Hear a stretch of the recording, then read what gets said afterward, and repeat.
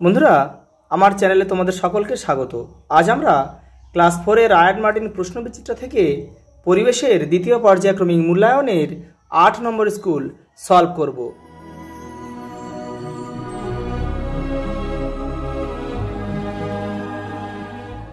আট নম্বর school Raghunathganj GS AP বিদ্যালয়। প্রথম প্রশ্ন, ছায়ার দৈর্ঘ্য সবচেয়ে ছোট হয় দুপুর 12টায়। আগেরকার দিনে খবর দেওয়া নেওয়ার কাজে পায়রাকে ব্যবহার করা হতো। পরের প্রশ্ন, সিংকোনা গাছের ছাল ওষুধ রূপে ব্যবহৃত হয়।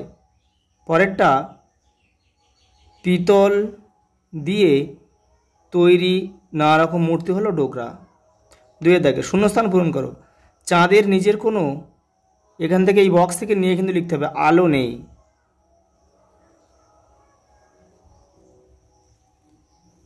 গ্যালিলিও দূরবীন আবিষ্কার করেন। দূরবীন। গলানো লোহার সঙ্গে কিছু কিছু পদার্থ মিশিয়ে তৈরি হয় ইস্পাত।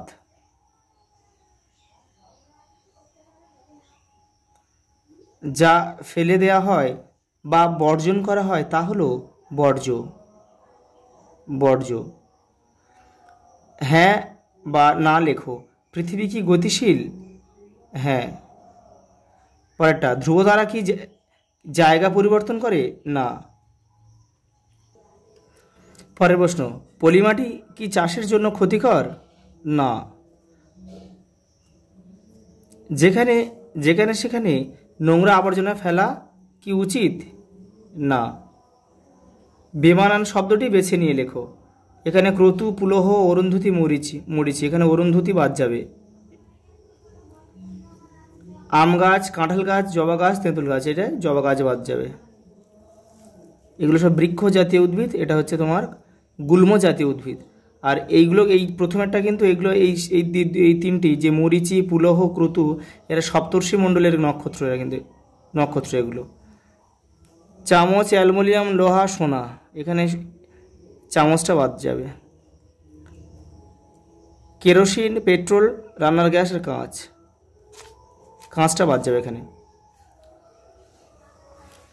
পরের প্রশ্ন, গ্রহ ও উপগ্রহের পার্থক্য লেখো।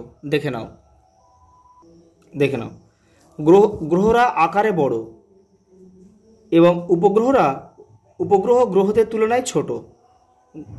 গ্রহরা নক্ষত্রের চারিদিকে ঘোরে আর উপগ্রহরা গ্রহদের চারিদিকে ঘোরে।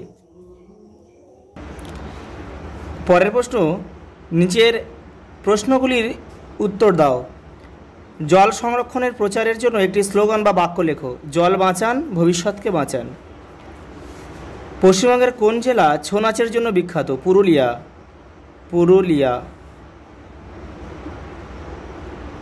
দুটি ভেষজ গাছের নাম লেখো।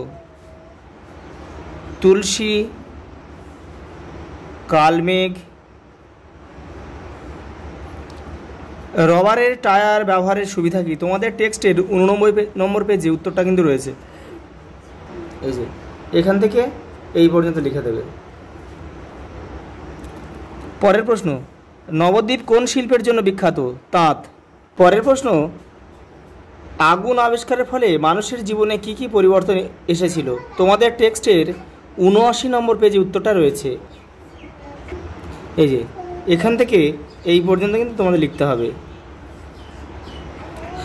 শেষ প্রশ্ন, কিভাবে দিনরাত্রি হয় তা বোঝাতে একটি ছবি আঁকো। তোমাদের টেক্সটের 71 নম্বর পেজে উত্তরটা রয়েছে। দেখে নাও। এই ছবিটা আঁকলেই হয়ে যাবে। এই যে এদিকটা রাত, এদিকটা দিন। আজ এই পর্যন্ত, দেখা হবে পরের ভিডিওতে।